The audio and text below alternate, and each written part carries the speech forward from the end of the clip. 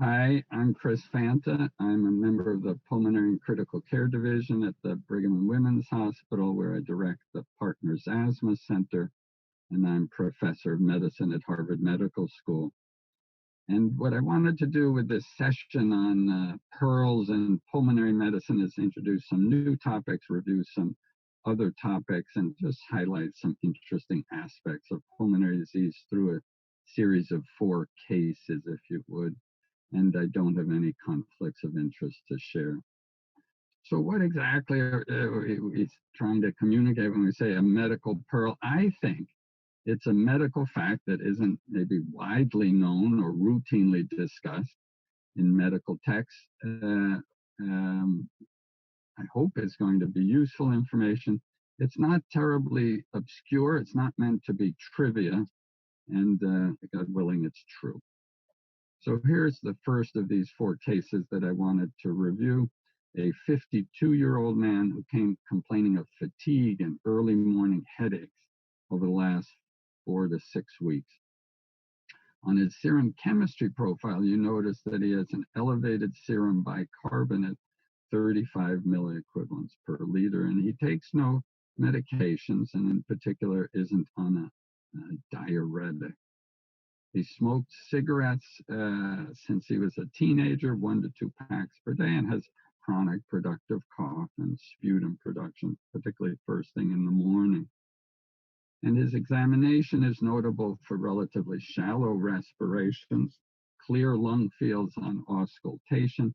And you notice when he's lying down for exam and you're listening to the heart that he has this paradoxical inward movement of his abdomen on inspiration when he lies supine.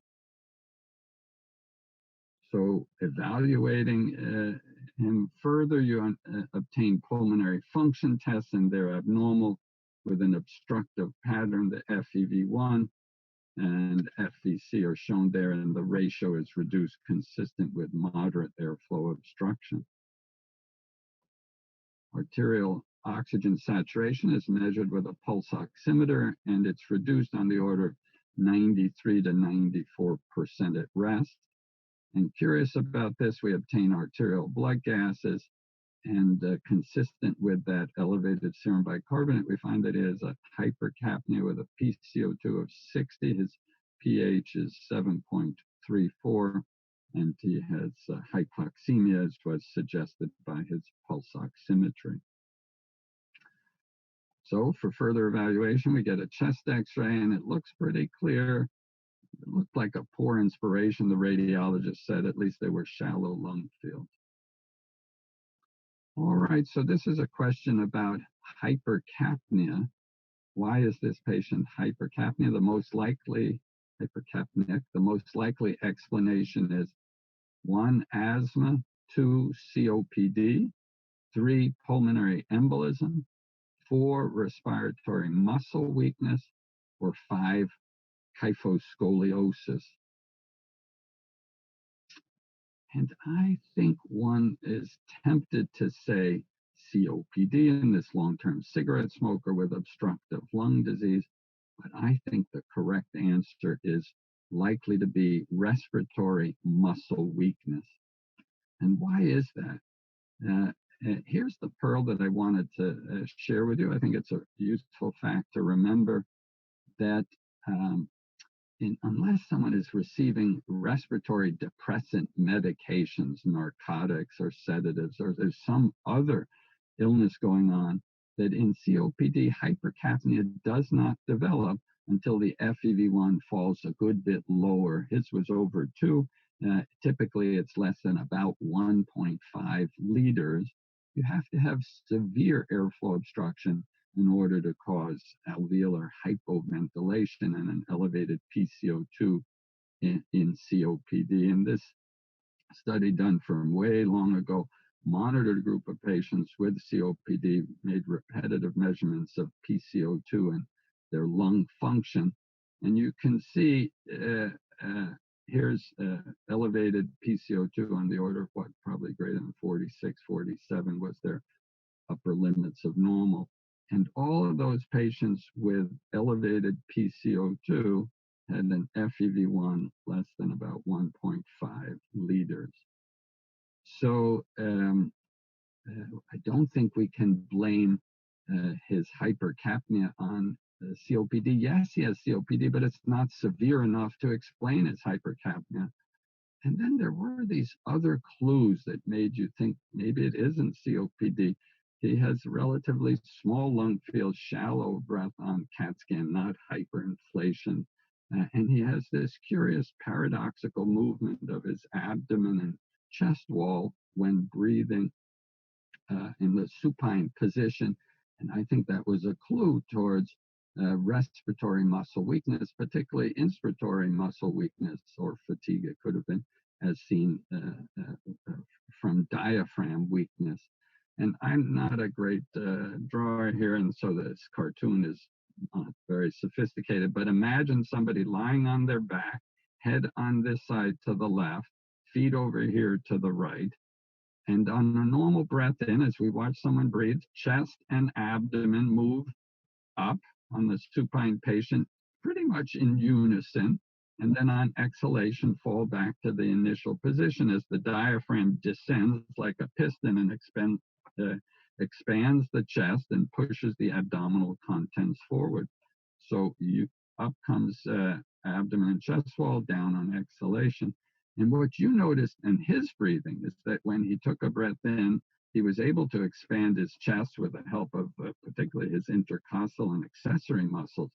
But there was a paradoxical inward movement of his diaphragm, that there was this uneven motion of chest wall and abdomen, paradoxical inward movement of the abdomen, because the diaphragm weakened or fatigued was pulled upwards, cephalad, towards the head by the expanding chest and negative intrathoracic pressure, and it was weak and floppy and moved paradoxically the wrong way. And so we're thinking in this patient, diaphragm weakness as the etiology in someone with very severe COPD and about to have hypercapnic respiratory failure in the ICU, you can begin to see this pattern of fatiguing diaphragm and intermittent paradoxical movement of the abdomen. In this case, it was a primary respiratory muscle weakness. It does give me a chance to mention other causes of, in this case, a unilateral elevation of the diaphragm. Here, quite striking on the left. Here's this diaphragm bowed up and out of position. And this is the radiographic image, as you know, of a unilateral diaphragm paralysis with the hemidiaphragm displaced cephalad. And if you measured pulmonary function tests in this patient, you'd find typically mild to moderate restriction and a reduction in the vital capacity. Typically, it's more than 50%, but it's reduced more so in obesity plus hemidiaphragm paralysis. And to confirm this, you might, on pulmonary function testing, measure maximum inspiratory pressure. In the pulmonary function lab, they come, they put the mouthpiece in, they're asked to pull in as hard as they can, but the valve is shut, so no air comes in. And so the maneuver, as you know, is pull as hard as you can against this closed shutter. And we'll measure in centimeters of water or millimeters of mercury the maximum inspiratory pressure that you can generate. And his is going to be about 50% of normal. And then confirmation of this suspected unilateral hemidiaphragm paralysis is done with chest fluoroscopy. We're asked to do a sudden rapid inspiration. They refer to it as a sniff test. And during this, the radiologist on fluoroscopy watches the diaphragms. One side that is functioning well will descend normally. The other side that is weak or paralyzed will flop up paradoxically or opposite direction towards the head, sucked up by the negative intrathoracic pressure. So there's this easy to see asymmetry of motion of the two diaphragms on on the sniff test, chest radiology with fluoroscopy. Alternatively, ultrasound can be done. You look at one side, watch the motion of the diaphragm, look at the other side, watch the motion of the diaphragm. I think it's a little technically a little harder, but could give you the same information. And what causes this? You've seen patients present like this. And you wonder, was there some trauma to affect the phrenic nerve? Was there some history of surgery inside the chest that might have nicked the phrenic nerve? Was there spinal nerve injury to this diaphragm, which comes off at C3, 4, 5, as you remember? And we'll probably get a chest CT scan to make sure there's no malignancy compressing the phrenic nerve. But often there isn't. Often we don't find an explanation, and it seems idiopathic. So what are we going to do? We're going to blame it on a virus. We're going to blame it on autoimmune. We don't know. But idiopathic unilateral hemidiaphragm paralysis is common. And treatment, I think, is difficult. Early onset, a thin person, you might think of a surgical procedure to placate the diaphragm, pull it down to the normal position, but that doesn't improve its function in any way. It just repositions it lower in the chest. In a long-standing patient who's had this for several years or who is obese, the outcomes are poorer for this surgical intervention. And diaphragm pacing, you'd think, would be possible, but although it's done for bilateral diaphragm paralysis due to a cervical spine injury, it's not feasible for unilateral, where you have to be in sync with the normal function. And besides, the problem is the phrenic nerve, and pacing is done via stimulating the phrenic nerve, and in this case, phrenic nerve doesn't transmit normally, so that's not an option. And you wonder whether some sort of respiratory muscle trainer might help. I don't know of any evidence, but sometimes one's tempted to give the patient a device that asks them to breathe through a resistor that's adjustable to increase the strength of their other inspiratory muscles in a compensatory way. I can't share evidence that this is an effective intervention. I have one other example of elevated hemidiaphragm here on the right compared to the left, but this isn't paralyzed. It's harder to see on the lateral that you could distinguish the two diaphragms, but it has a distinctive shape that I wanted to point out. It's elevated. It's relatively flat and then drops off laterally. People have referred to the hockey stick appearance of this. And maybe on the lateral, there's a suggestion of some blunting of the costophrenic angle.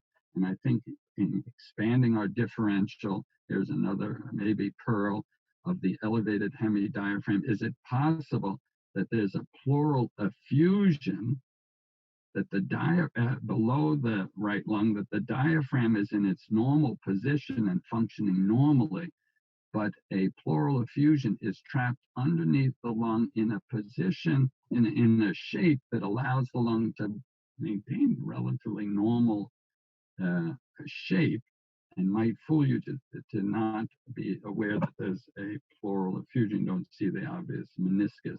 But if we did a lateral decubitus, now we'd probably do a CAT scan. But in the old days, we'd do a lateral decubitus. In this patient, you can see this fluid on the right side down, tracking up here. Here are the ribs. Here's the layer of layering effusion coming out from under the lung that was sitting above the diaphragm, a subpulmonic effusion mimicking an elevated hemidiaphragm. Good. All right, here's another case, a 52-year-old woman who's come back to you after referral to a hematologist for further evaluation of hypoxemia. So she had presented with a consistently elevated hematocrit on the order of 52 to 55%, but the hematologist astutely identified hypoxemia with an O2 sat of 86% and very politely suggests to you that maybe this isn't polycythemia vera, but it might be a secondary erythrocytosis due to her hypoxemia. Now, the patient is a lifelong non-smoker, although both of her parents and now her husband all smoke cigarettes, so she has a lot of secondhand cigarette smoke exposure. There's no history of hypertension or diabetes or hyperlipidemia or known coronary artery disease. And on examination, she is obese. Her body mass index is 42. And you notice there is some jugular venous distension. She has a clear chest, a prominent second heart sound, and she does have pitting edema to the mid-calf bilaterally. So maybe some signs of right heart failure. Chest x-ray is normal.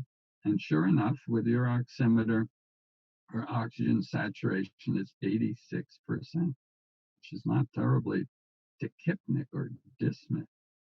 And you ask her, I want you, as you're sitting there with the pulse oximeter on her finger, you say, I'd like you to take 10 big, deep breaths. Let's do it together. In, out. There you go. Come on. 9 more. In, out. And as you do this, and as she takes these voluntary deep breaths, you watch the O2 sat meter, and it rises to 98%. All right. So what do you think is going on here? What's the cause of her hypoxemia and cor pulmonale? Does she have COPD that's due to secondhand smoke exposure? Does she have respiratory muscle weakness, such as might be due to evolving amyotrophic lateral sclerosis? Does she have an ischemic cardiomyopathy, recurrent pulmonary thromboemboli, or obesity hypoventilation syndrome? And I'm hoping you're thinking obesity hypoventilation syndrome, as I am. And why is that? And I think what was particularly helpful was this voluntary hyperventilation maneuver that I wanted to share to you as a pulmonary pearl, noting that if you have someone who's hypoxemic, but by taking big, deep breaths can increase their oxygen saturation back to normal. That suggests that the cause of the hypoxemia was hypercapnia that could be corrected by increased alveolar ventilation, big, deep breaths. And this would be hypercapnia with a preserved AA gradient for oxygen, alveolar to arterial gradient for oxygen, such as is seen in central alveolar hypoventilation. I wouldn't expect this in advanced COPD. Someone whose muscles are weak wouldn't be able to take big, deep breaths in order to correct their oxygen. There was no reason for her to have a cardiomyopathy, and likewise, you couldn't correct the hypoxemia of recurrent pulmonary emboli simply by increasing your alveolar ventilation and reducing your PCO2. It wouldn't be sufficient unless, as in her case, the cause of the hypoxemia was consequent to the hypercapnia, and the hypercapnia due to a central impaired drive to ventilation that's seen in obesity hypoventilation syndrome. These patients typically have obstructive sleep apnea plus a central component. So even while awake, they have chronic hypoxemia and hypercapnia. And the other pearl that you may already know, but it's useful storing away, secondhand cigarette smoke, what we people call environmental tobacco smoke exposure. It's bad for you. It increases your risk of lung cancer, increases your risk of respiratory infections. It worsens asthma, maybe predisposes to the development of asthma in children, but it does not cause significant COPD. It is secondhand smoke exposure is not a cause of anything but most trivial airflow obstruction. Case number 3, a 75-year-old woman complaining of dyspnea and fatigue. Now, she had been fully active until 6 months ago and gradually had the progression of these symptoms, and can't identify any specific event at the beginning 6 months ago. She has no cough, no sputum production, no wheezing, no chest pain, no hemoptysis. just this dyspnea and fatigue. She smokes a little bit, 5 cigarettes a day. And on physical exam, there isn't much to find, no great clues, pretty normal. So we got a chest x-ray, likewise normal. And so we did spirometry, and that's also normal. So curious, why is he so short of breath and tired? Pulmonary function tests were done, lung volumes are normal, but here's maybe a clue. She has a reduced diffusion capacity for carbon monoxide, a reduced DLCO. We did oxygen saturation. It was normal at rest and didn't change with exercise. Did not change with exercise. So what's the most likely explanation for this low diffusion capacity? Could it be anemia, emphysema from her cigarette smoking, multiple recurrent pulmonary emboli, primary pulmonary hypertension, or maybe she has an atrial septal defect with left to right shunting? And this is a tricky one. I admit this was a true case, and we were embarrassed to find that the cause of her low DLCO, her dyspnea and fatigue, was her anemia, not lung disease. And it does give me a chance just to review with you the diffusion capacity for carbon monoxide touched upon elsewhere in this program by Dr. Chazelle, but it gives us a chance just to explore it a little further, what causes a low DLCO.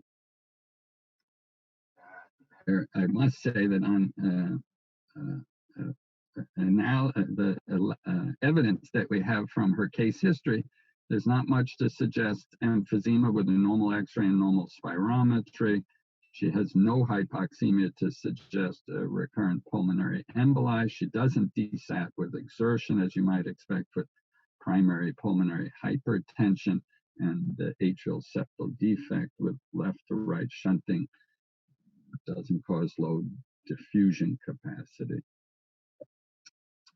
So this case allows me to review in a little more detail what are we measuring when we perform diffusion capacity for carbon monoxide. And we're asking, how does carbon monoxide as a substitute for oxygen, which is what we're really interested in, diffuse across the alveolar capillary membrane into blood vessels and binding onto red blood cells, and is there an impairment to this process of gas transfer across the alveolar capillary membrane? And here's a beautiful scanning electron microscope image of where the gas is moving as it goes from alveolar space, here in blue on either side. Here's the wall of the alveolar wall, the interstitium. And as you can see, it's made up of an epithelial lining. Here's the blood vessel, the capillary, and so there's an endothelial layer. And here we caught a red blood cell passing through. And so we're asking, how well does carbon monoxide as a stand-in for oxygen diffuse from alveolus across epithelial and endothelial membrane into the circulation and bind to red cells, this beautiful, delicate barrier that is the alveolar capillary membrane. And we do the test, as you know, by having patients breathe in a fixed volume and concentration of carbon monoxide, hold it 15 seconds, allow the gas to transfer, and we'll measure and exhale breath, how much carbon dioxide came out. And so we'll be able to tell how much carbon monoxide was taken up by the lung, by the circulation per minute, per millimeter of partial pressure, the driving force of carbon monoxide, which is calculated.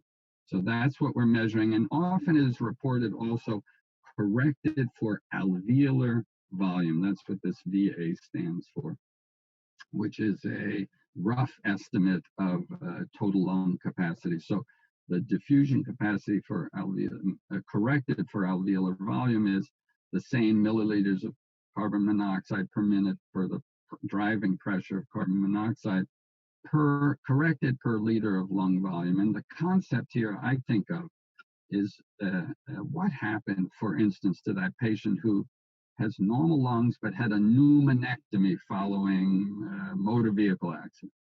So they have one lung, and it's a perfectly healthy lung, perfectly well able to transfer gas across alveolar capillary membrane. If you measured their ability to take up carbon monoxide, it would be half normal. The volume is half, the uptake of gas is 50%.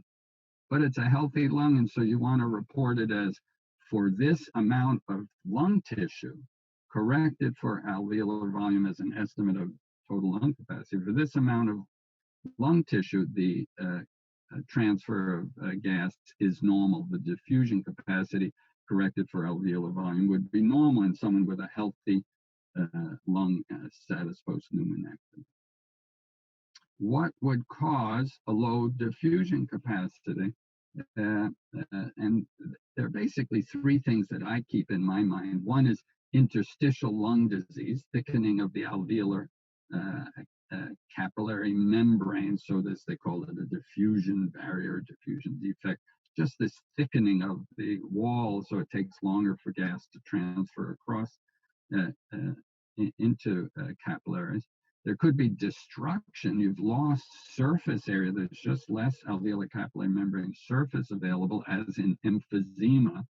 Or there could be obstruction, preventing the red blood cells from circulating through to pick up the carbon monoxide. And so vascular obstruction, pulmonary hypertension, recurrent pulmonary emboli would do the same, low diffusion capacity. So I can remember this: interstitial lung disease, emphysema, pulmonary vascular disease. Those are the common causes of the low diffusion capacity corrected for alveolar volume.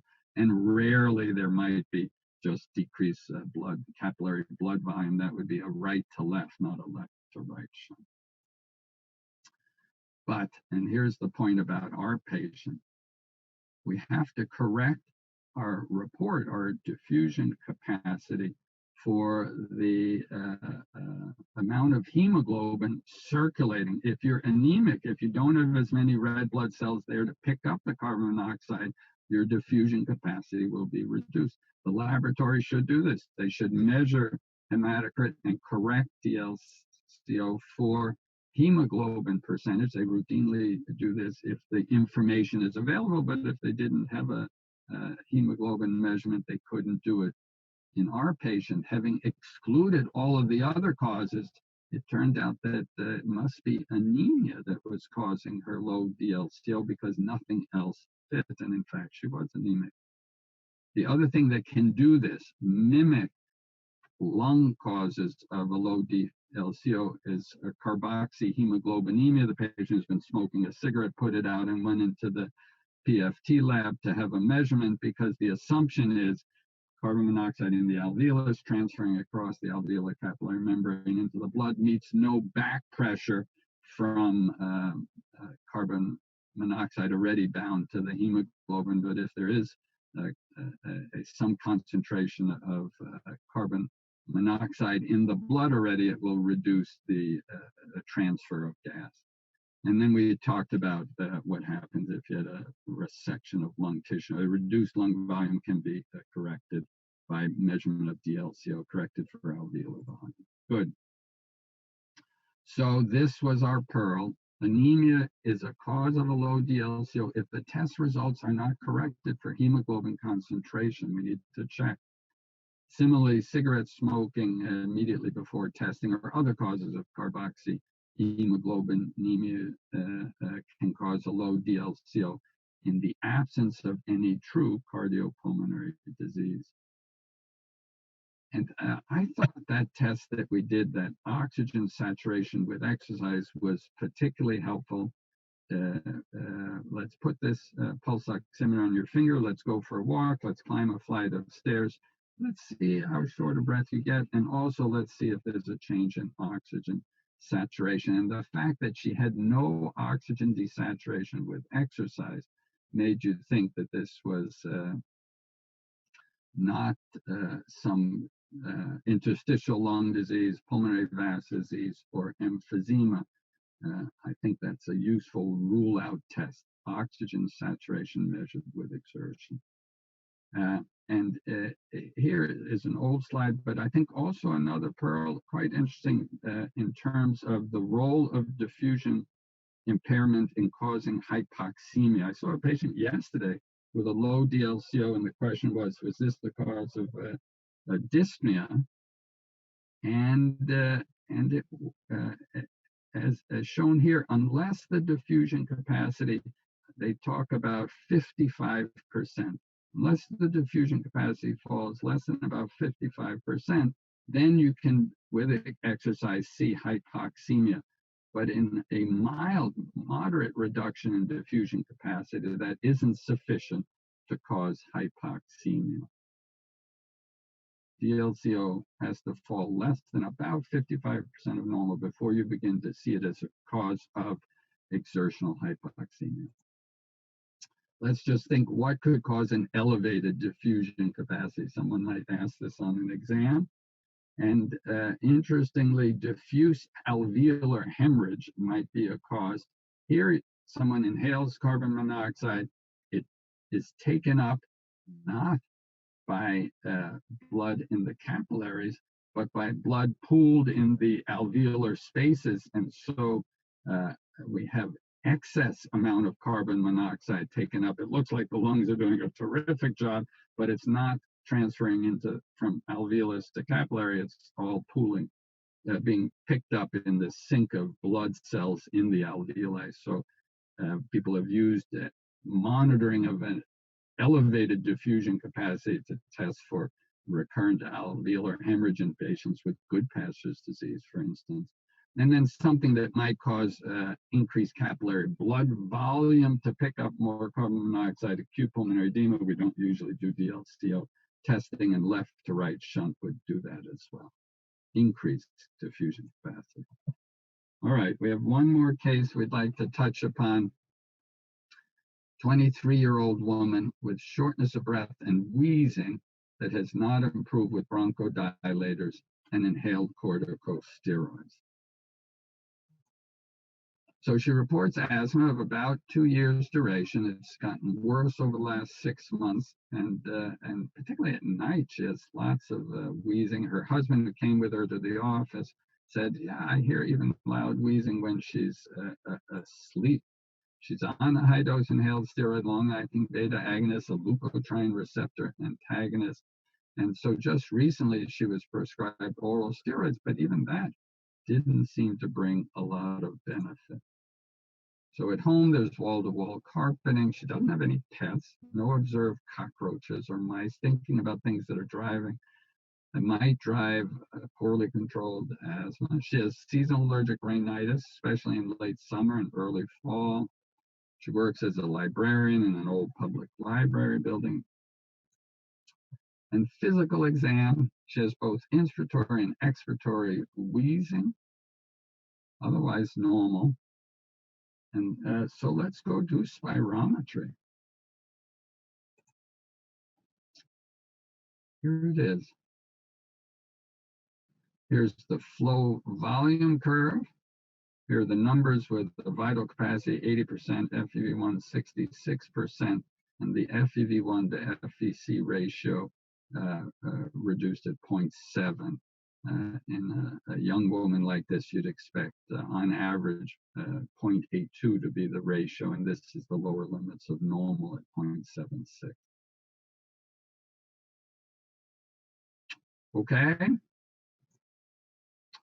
What's the most likely explanation for this refractory asthma? Do you think it could be her reflux, allergen exposure in the bedroom, the carpeting and dust mites, occupational exposure with continued work-related exposure, occupational asthma from this dusty library, or upper airway obstruction mimicking asthma, or uncontrolled sinusitis, rhinosinusitis? And I hope you're thinking something funny about her asthma. Maybe there's something in addition, an upper airway obstruction as you may have noticed from her flow volume curve. Here it was. Remember, the numbers look typically obstructed like asthma, but this curve has this striking flattening during exhalation and again on inhalation, source of wheezing on exhalation and inhalation, but it's flat, it's plateaued. There's one flow rate here, what is it, 3 liters per second, throughout the major portion of exhalation, and one steady flow rate on inhalation as well, suggesting an upper airway abnormality. So this is just one more review of spirometry and flow volume curves. Here's spirometry, the volume exhaled on each second of time, but the same test displayed as flow on the vertical axis, volume on the horizontal axis, and each point along the curve then of flow and volume. Here's peak flow, so it's big breath and blast. Here it goes, out, out, out, peak flow quickly. Keep going, the air is coming out, it's slower, but keep going, keep going, keep going, keep going. No air to come out, and then back in. And this is the normal flow volume curve. And just to remind you, asthma, COPD, bronchiolitis, there's obstruction and a characteristic scooped, concave, ski sloped appearance to exhalation. Inhalation should be pretty much normal. And this is the pattern of diffuse intrathoracic airflow obstruction. You can't mimic this in any way. This is diffuse lung disease. Whereas hers look much more like this, evidence of an upper airway obstruction, both on exhalation and inhalation, where the air is going through a narrow orifice, and that determines the flow, and the flow is steady throughout exhalation until it drops off to back to zero, and same on inhalation. This could be inside or outside of the chest. It's fixed, it's irreversible, it's some tight stenosis or obstruction. Sometimes it's variable. Sometimes you see it on exhalation. Here you could see maybe a normal peak. Hers didn't, but on exhalation, plateaued. But on inhalation, normal. This is a variable obstruction. And because you're seeing it only on exhalation, it points to something inside the chest being exposed to pleural pressures, which make everything smaller and narrower on exhalation. So a variable intrathoracic obstruction. And if here, like the trachea, inside the chest, on exhalation, there's a narrowing.